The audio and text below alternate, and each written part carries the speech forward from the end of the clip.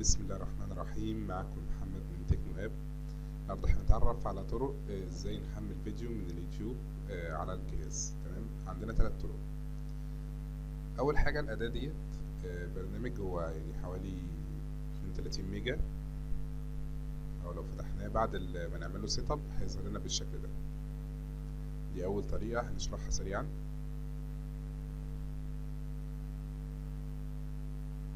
اسمه فري ستوديو 2014. هو البرنامج مجاني. تمام، طبعا في ميزات ان انت بتحاول ان انت ممكن تقدر تغير الصيغه بتاعته. تمام، زي ما انت عايز. ممكن تخليها او تعملها تحويل ل AVI او MP4 او MP3 زي ما انت عايز. تمام، ممكن تخليها من ملف فيديو لاوديو، ان انت تخليها MP3. دي الميزه اللي فيها بصراحه زياده عن اي حاجه تانية. بتجيب كده الرابط بتاعك، كوبي،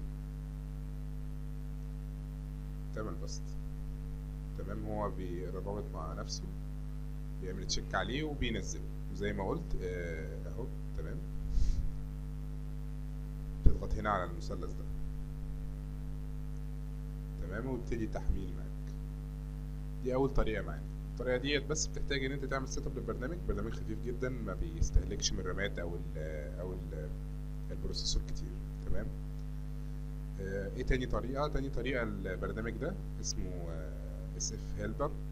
البرنامج ده بعد ما تعمله سيت اب بينزل كانه امتداد على المتصفحات اللي عندك. ازاي؟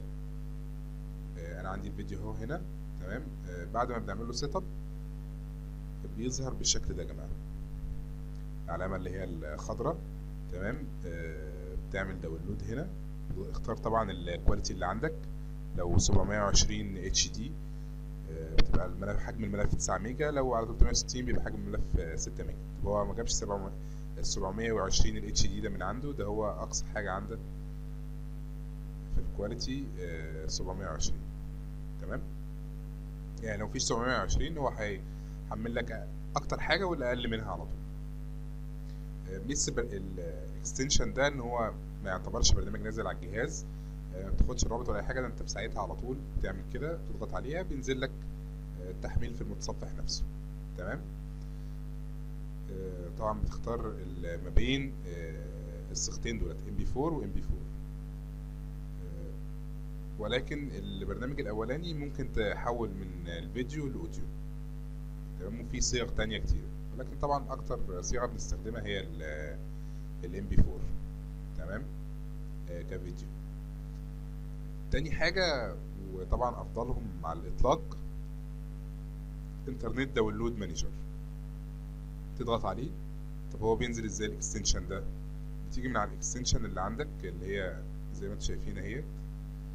نضغط هنا على سيتنج. ده لا بيحتاج ان انت تنزل برنامج ولا امتداد، هو بس بتعمل له، يعني انت اساسا بتكون منزل عندك الانترنت داونلود مانجر، وبتيجي على الاكستنشن تعمل بحث عليه وبتعمل له انيبل زي ما انتم شايفين كده. انيبل بس على كده allow، تعمل له ان هو يسمح ان هو ياخد اي روابط فيديو موجوده على التصفح.